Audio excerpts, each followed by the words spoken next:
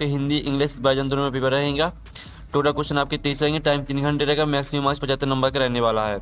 और साथ ही आपके निर्देश आते सही प्रश्न अनिवार्य है, तो आप यहाँ पर निर्देश पढ़ लीजिएगा। अब चलिए आपका विषय विज्ञान का पेपर देख लेते हैं। तो आपके यहाँ पर आते हैं सही विकल्प चुनकर लिखिए जो कि आपके 6 नंबर के रहने वाले हैं। तो आपको यहाँ पर ध्यान से देखना है।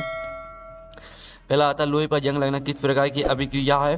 तो आपका आता संयोजन, ब आता अपघटन, और सा आता ऑक्सीकरण, और द आता विस्थापन।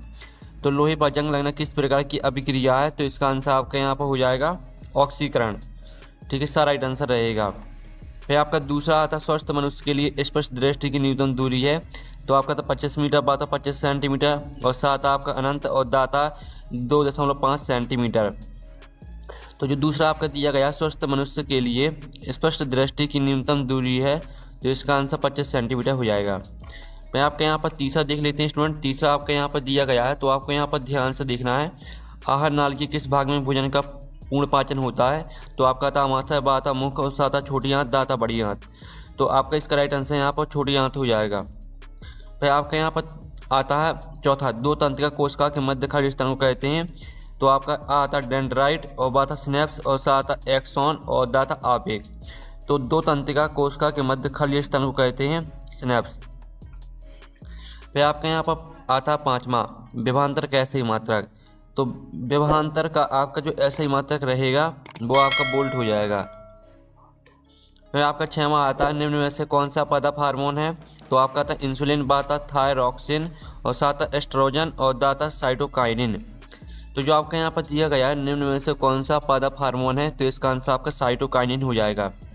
ठीक है, इस तरह से जो आपके 6 नंबर के सही विकल्प थे वो कंप्लीट हो जाते हैं। यहाँ पे इंग्लिश मीडियम के स्टूडेंट भी देख लीजिएगा। ठीक है, इंग्लिश मीडियम के स्टूडेंट भी देख सकते हैं। अब चलिए आपका आता है रिक्त स्थानों की पूर्ति कीजिए जो कि 6 नंबर के आपके रहने वाले हैं। तो ध्यान से आपको देखना है। आपका यहाँ पर दिया गया है गोली दर्पण की फोकस दूरी उसकी वक्रता त्रिज्या की डॉट डॉट होती है। तो यहाँ पर आधी होती है। ठीक है, आधी आपका इसका आंसर रहेगा। फिर आपका दूसरा आता धातुओं के ऑक्साइड पदार्थ डॉट डॉट होते हैं। तो अधातुओं लिखा है।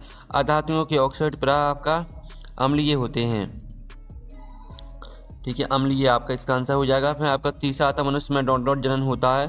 तो मनुष्य में आपका लैंगिक जनन होता है। ठीक है, लैंगिक आपका इसका आंसर हो जाएगा। और जो आपका चौथा आता अनुवांशिकता के जनक डॉट डॉट है। तो अनुवांशिकता के जनक आपके ग्रेगर जॉन मेंडल। ठीक है, ग्रेगर जॉन मेंडल। और साथ ही आपका पांचवा आता सिरके में डॉट डॉट अम्ल होता है। तो सिरके में आपका एसिटिक अम्ल होता है। ठीक है, एसिटिक। फिर आपका छठवां आता विद्युत धारा को डॉट डॉट यंत्र से मापा जाता है। तो विद्युत धारा को आपका यहाँ पर आमीटर यंत्र से मापा जाता है।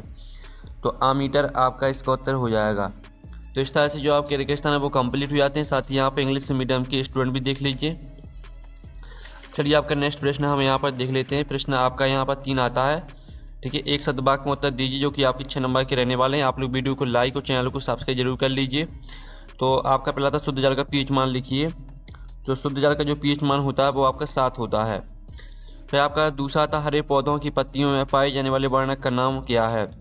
तो हरे पौधों की पत्तियों में पाए जाने वाले वर्णक का जो नाम है वो है आपका यहाँ पर क्लोरोफिल।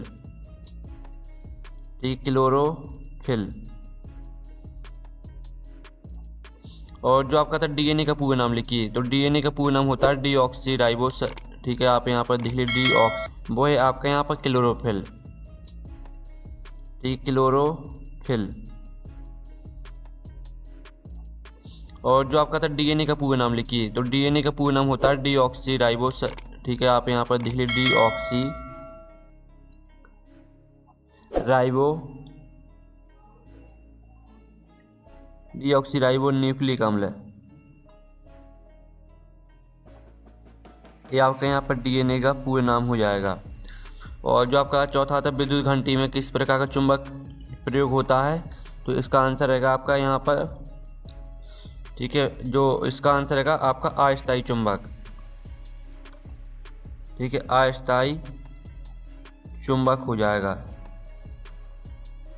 और जो आपका आता है सीएफसी का पूरा नाम लिखिए। तो सीएफसी का पूरा नाम होता है आपका क्लोरोफ्लोरोकार्बन।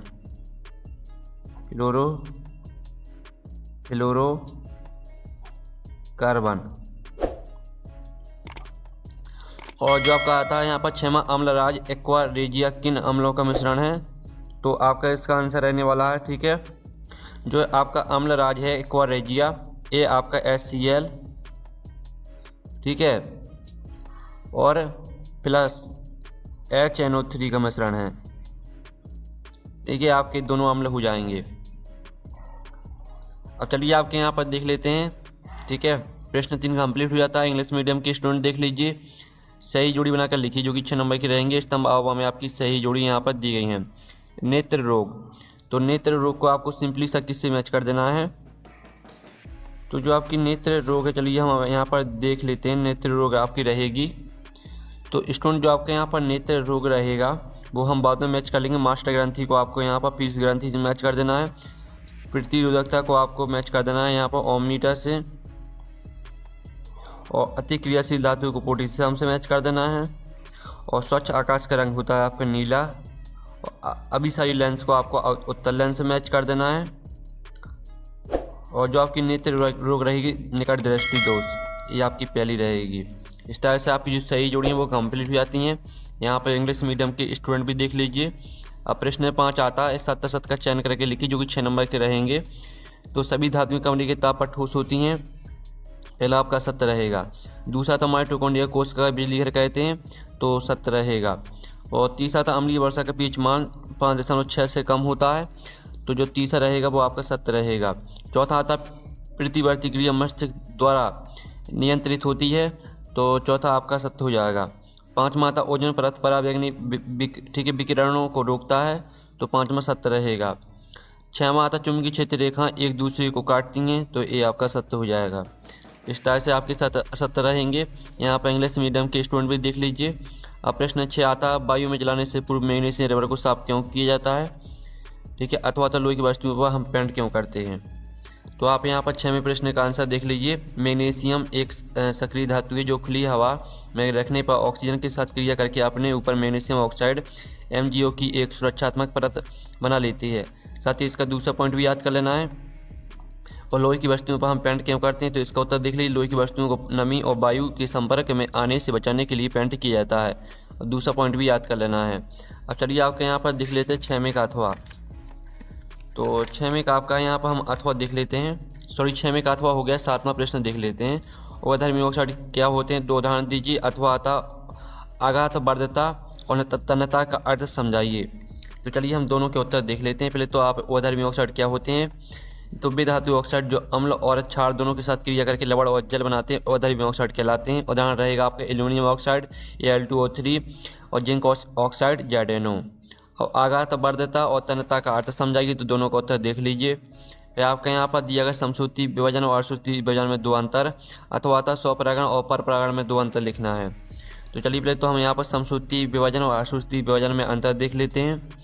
साथ ही आपका स्वपरागण और परपरागण में 2 अंतर देख लीजिए। फिर आपका यहाँ आता मेंडल के प्रभाविता के नियम को समझाइए, अथवा आता मनुष्य में लिंग निर्धारण की प्रक्रिया को समझाइए। तो पहले तो आप मेंडल के प्रभाविता का नियम देख लीजिए। इस नियम के अनुसार जब 2 विपरीत लक्षणों जैसे लंबा और बौना वाले पौधों के बीच संकरण कराया जाता है तो प्रथम पीढ़ी F1 में केवल एक लक्षण दिखाई देता है। ठीक है, अप्रभावी लक्षण कहते हैं, यहाँ तक याद कर लेना है। और साथ ही मनुष्य में लिंग निर्धारण की प्रक्रिया को समझाइए। तो ये आपका उत्तर दिया गया, तो स्क्रीनशॉट ले लीजिए। फिर आपके यहाँ पर देख लेते हैं स्टूडेंट, लेंस की क्षमता से आप क्या समझते हैं? इसका मात्रक लिखिए। अथवा अपवर्तनांक किसे कहते हैं? तो चलिए आपका 10वें क्वेश्चन का आंसर देख लेते हैं। किसी लेंस के द्वारा प्रकाश की किरणों को अभिसरित या ओम का नियम लिखिए। अथवा विद्युत परिपथ में उपयोग होने वाले किन्हीं 2 अवयवों के प्रतीक चिन्ह बनाइए। तो ओम का नियम देख लीजिए। यदि किसी चलक की भौतिक अवस्था जैसे ताप स्थिर रहे तो उसके सिरों के बीच का विभवांतर भी उसमें प्रभावित होने वाली विद्युत धारा I के समानुपाती होता है। गणितीय रूप देख लीजिए, V = R I × R। साथ ही विद्युत परिपथ